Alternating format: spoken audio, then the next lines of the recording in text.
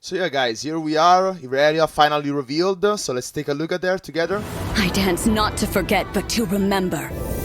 Every blade, every beat. Okay, so Irelia, 3 mana, 3/2, Ionia of course, quick attack, so that's interesting. When unsummoned or round start, if you have the attack token, create a flawless duet in hand. And the level up is 12 plus allies have attacked. So let's take a look at what flawless duet is. In its place. Flawless duet. So new keyword, the Blade Dance. Start a free attack with that many summoned blades. And Flawless duet is at 1 mana slow. 1 mana, wow, that's pretty cheap. And Blade Dance 2. Wow, that's pretty strong, guys. For 1 mana to be able to summon 2/2 worth of stats. Of course, the blades do get obliterated after the attack.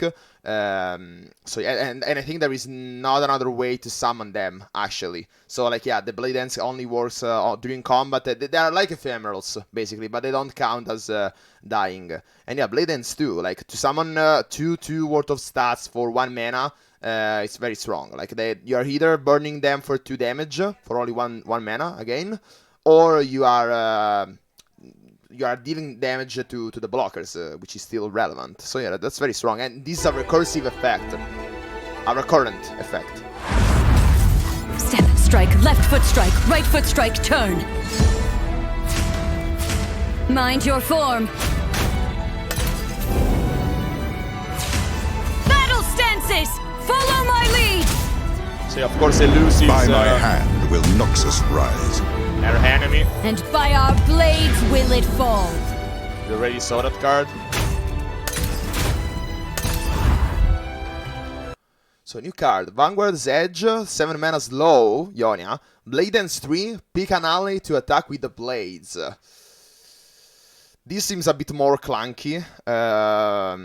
Probably there are ways to abuse the pick an ally to attack with the blades. So for example, here we see the Greenglade duo. Of course, elusives, you can spam the attack. But yeah, other than that, it's a pretty expensive 7 mana for the attack, and they're only summoning 3/3 worth of stats.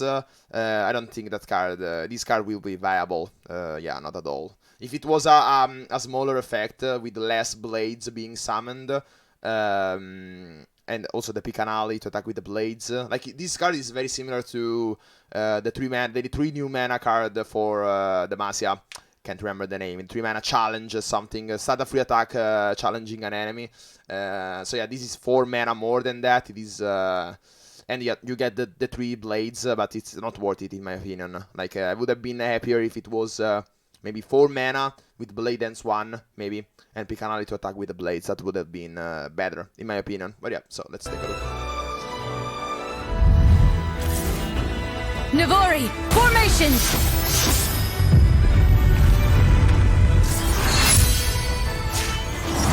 We dance to the drums of war, and all our hearts beat as one.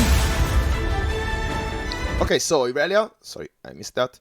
Irelia leveled up. When I'm summoned or on start, if you have the attack token, create a flawless duet in hand. When allies attack, create a blade surge in hand.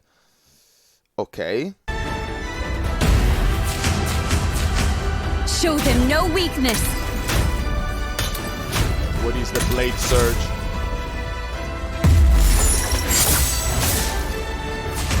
Ionia still stands. Blade surge. Swap Irelia with an ally. Wow.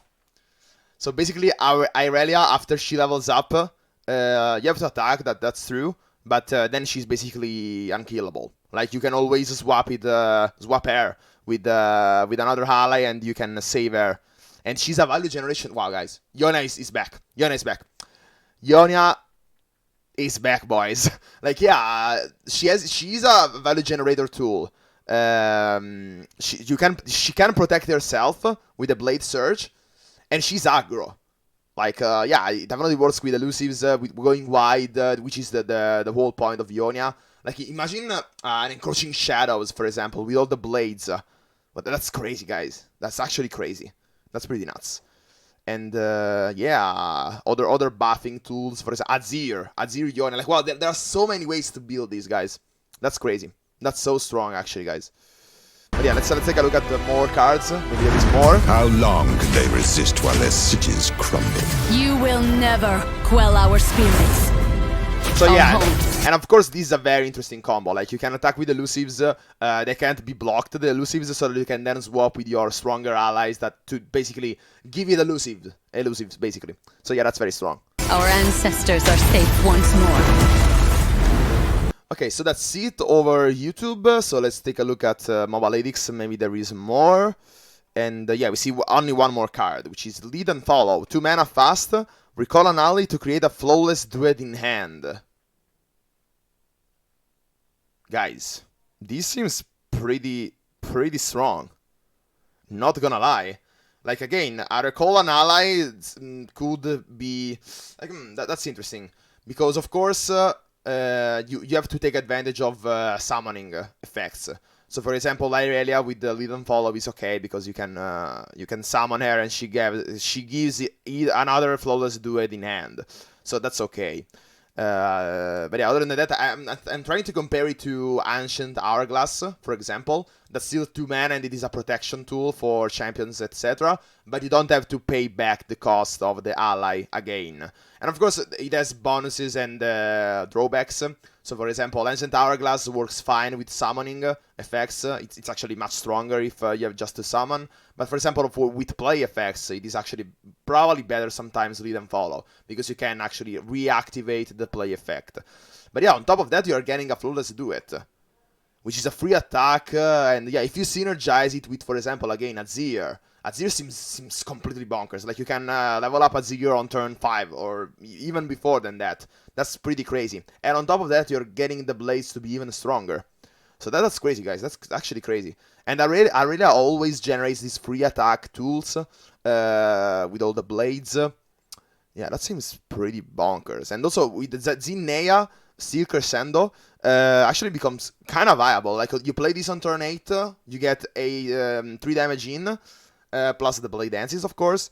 Then, for example, you play double Flawless Duet, and that's already 9 damage.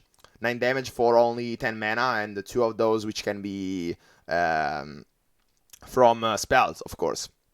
So yeah, probably Zinnia won't still be viable, but definitely is a consideration. Considering also, yeah, the Reborn Dancer, very strong card. Again, with Azir, very strong. And also, guys, Syncopation.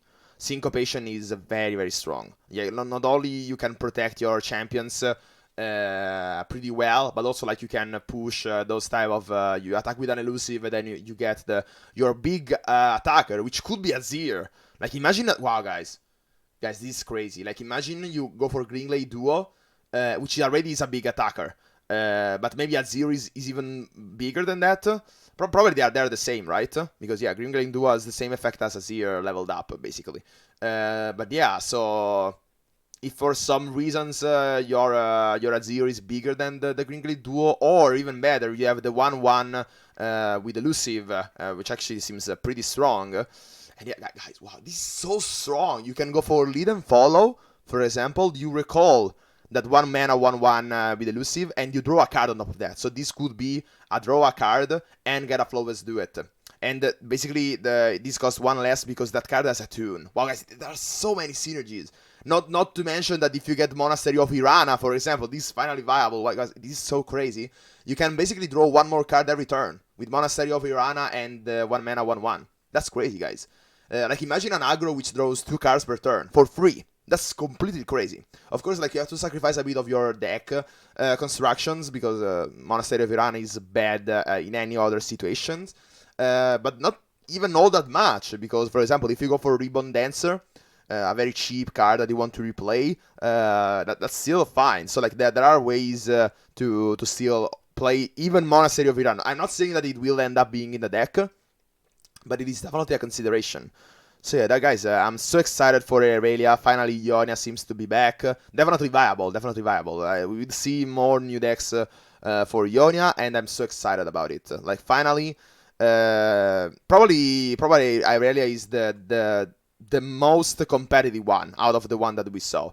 Like, Malphite could be experimented with, again, as we said, with even Yasuo, again, so even one more Ionia deck probably won't see all that much competitive play. But yeah, the Eye of the Ra Aurak was what that deck needed. because otherwise we won't have, in Ionia, we won't have a way to level up Malphite. But we die of the Rahorak, basically Malphite always flips, you just have to get the eye of the Rahorak. So yeah, Malphite Yasuo, then we have Malphite with Ionia, that could also be a thing, and then for... what was the other champion? Zilean. Zilean, we can go for Zilean Go Hard. That seems also pretty competitive. Then we can go for Zilean Infinite Combo. Like, yeah, there are so many deck ideas that I have for all these new cards. And I'm definitely very excited to see them implemented into the game and experiment with it. So yeah, guys, probably tomorrow we're going to do a live stream, probably over YouTube, because I made a poll once a bit back, and you guys preferred on YouTube. So I'm going to do a stream where I play all those new decks, and then I'm going to release some snippets in form of a video over YouTube. But so yeah, guys, if you want to join, a master tier player doing deck analysis, meta analysis, or reveal season analysis like this one, please consider subscribing, leaving a like, a comment, always else. If you want to support me more directly, there is also a Patreon, all the links down below in the description. And so yeah, guys, with that said, that's it for this video. Hope you liked it and find it useful, and as always, see ya!